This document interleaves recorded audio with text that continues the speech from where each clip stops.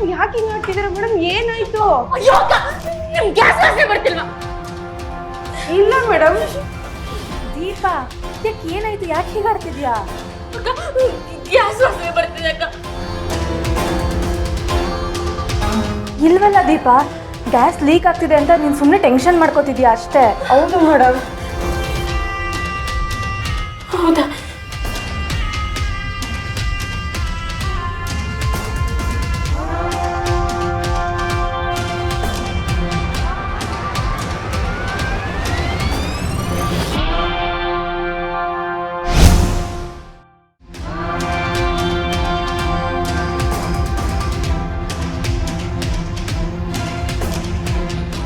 ಆಯ್ತು, ಕಳಿಸ್ಬಿಡು.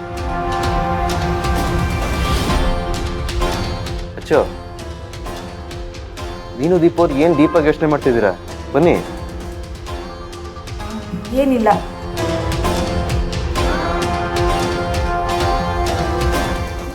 ನಾನು ಬಡಿಸ್ತೇನಕ್ಕ.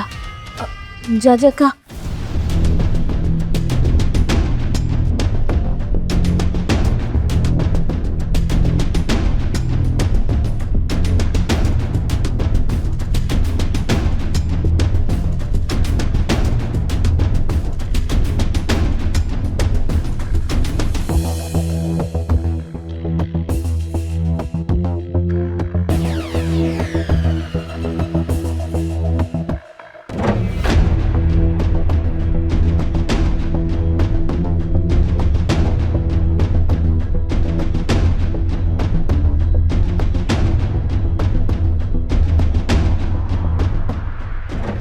ನೀನೇ ಹತ್ರ ಬರ್ತೀಯ ಅಥವಾ ಜೋರಾಗಿ ಹೇಳ?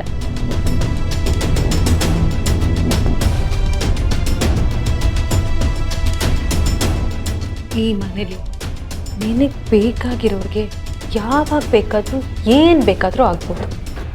ಪಾಪ ಅವ್ರನ್ನ ಕಾಪಾಡ್ಕೊಳ್ಳೋಕ್ಕೆ ಯಾವಾಗಲೂ ತಯಾರಾಗಿರ್ಬೇಕು.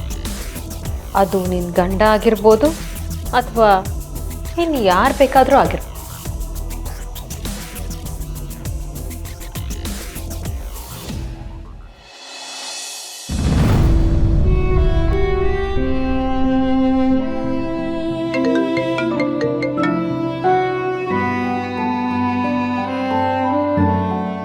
ಹಾಂ ಸರ್.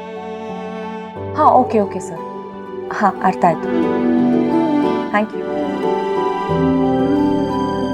ಏನಂತೆ?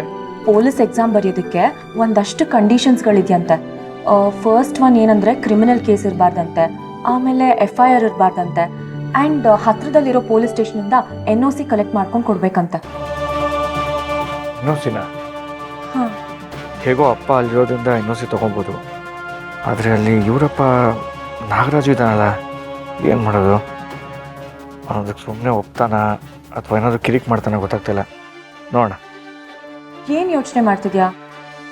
ಏನಿಲ್ಲ ಸರ್, ನಿಮ್ಮ ಮಗಳು ನರಸಿಂಹನ್ಗೆ ಪೊಲೀಸ್ ಎಕ್ಸಾಮ್ ಬರೆಯೋಕೆ ಹೆಲ್ಪ್ ಮಾಡ್ತಿದ್ದಾಳೆ ಸರ್. 2 ದಿವಸದಿಂದ ಅವ್ರ ಮನೇಲೇ ಇದ್ದಾಳೆ ಸರ್.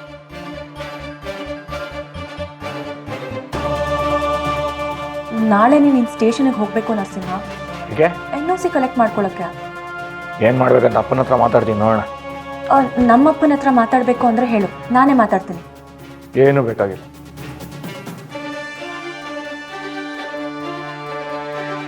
ಹೇಗಾದರೂ ಮಾಡಿ ಅಪ್ಪನ ಹತ್ರ NOCನ ತರಿಸ್ಕೊಳ್ಬೇಕು.